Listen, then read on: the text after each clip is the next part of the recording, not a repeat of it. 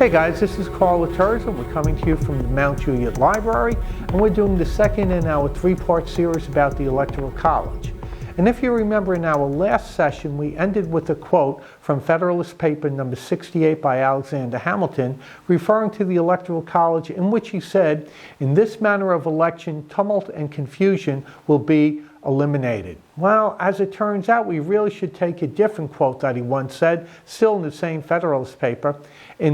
This manner of election, if it is not perfect, it is at least excellent.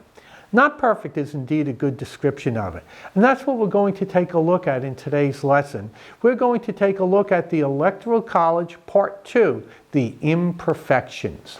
Now, what we're looking at over here, this is a breakdown of the electoral vote between President Trump and Hillary Clinton.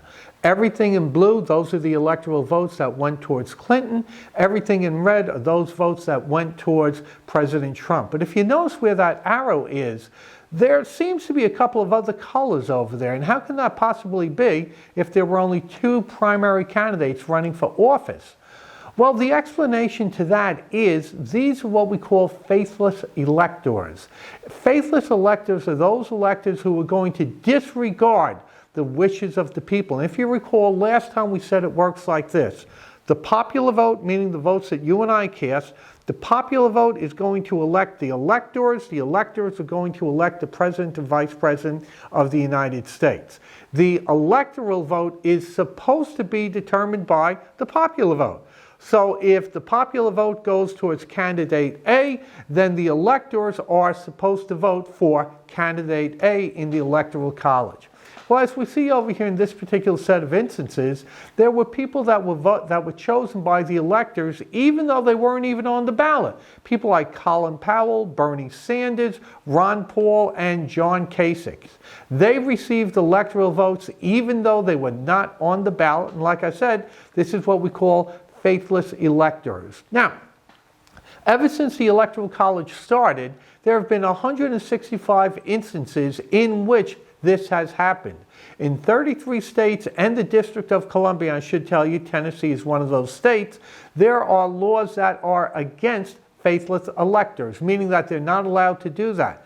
However, as per previous Supreme Court decisions, in all likelihood, if push ever came to shove, these laws would probably be declared as being unconstitutional. Now, for the election of 2016, I did a very similar lesson to this. And as it turns out, Nostradamus has nothing on me. For those of you who don't know who Nostradamus is, he was a person about 500 years ago who was said to have had the ability to predict the future. Well, apparently I predicted the future outcome of the 2016 election when I did this lesson on the Electoral College. What I did is I used two cartoon characters, Charlie Brown and Lucy Van Pelt, and I set them up as being the people who were running in the election of 2016. Now, I chose a series of states, and we went through numbers as to how it might have worked out. Now, in the example of Lucy, she won 3 states, Tennessee, South Carolina, and Wyoming. She won those by popular vote by a huge margin. She's going to end up getting about 10 million more popular votes than Charlie Brown is going to get. With Charlie Brown, I chose 3 states, California, Utah, and New Jersey. And in each one of those states, they were really, really close elections. And as it turns out, Charlie Brown wins only 20.7 to 20.4 popular votes. So if we take it and add it all together, Lucy's going to get just a little bit more than 38 million popular votes. Charlie Brown a little bit more than 28 million popular votes. That means we're talking about a difference of about 10 million popular votes. Lucy's going to be declared the winner of the election. Not so fast. Because now let's take a look at the breakdown of the electoral votes between Lucy and Charlie Brown.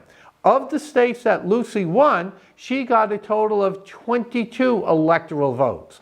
Of the states that Charlie Brown won, he got a total of 75 electoral votes. As it turns out, Lucy gets more popular votes, Charlie Brown gets more electoral votes, and what did I say last week?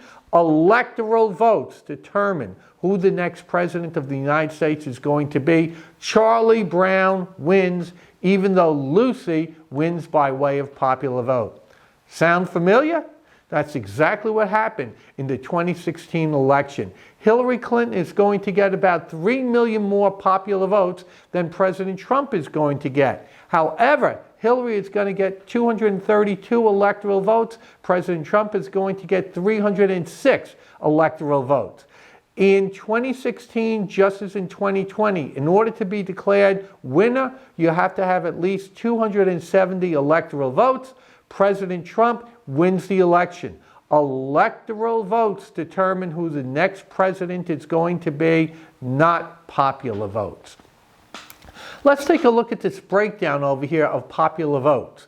If the Electoral College, were to remain in place the way it is right now, you could see the number of states is very important. The areas in red are the areas that went towards President Trump. Obviously, he won many more states than Hillary did. However, without the Electoral College, the number of states is not going to be as important. Rather, the city vote is going to be more important because the city votes, the urban areas have the greater population. They would have a greater role in determining who the next president of the United States is going to be. So that vote, that map that we see right there, guys, in a nutshell, that demonstrates the controversy that many people feel about the Electoral College.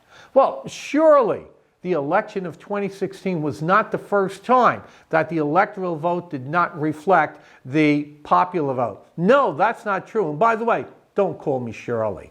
In 1888, Grover Cleveland was running for re-election. Grover Cleveland was a Democrat who was running against Benjamin Harrison, who was a Republican. This map over here is going to show you the breakdown of the electoral votes between Harrison and Cleveland. Notice the electoral votes in red. That's what Harrison won. Take a look at what Cleveland won in blue. What do you notice?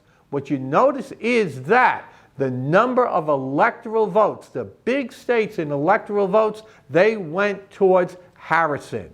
The difference between winning and losing will always come down to the electoral votes. So what's the takeaway that we have in the election of 1888 and 2016? It is the electoral vote, not the popular vote, that's going to determine who the next president of the United States is going to be. That's going to be critically important in the upcoming election of 2020.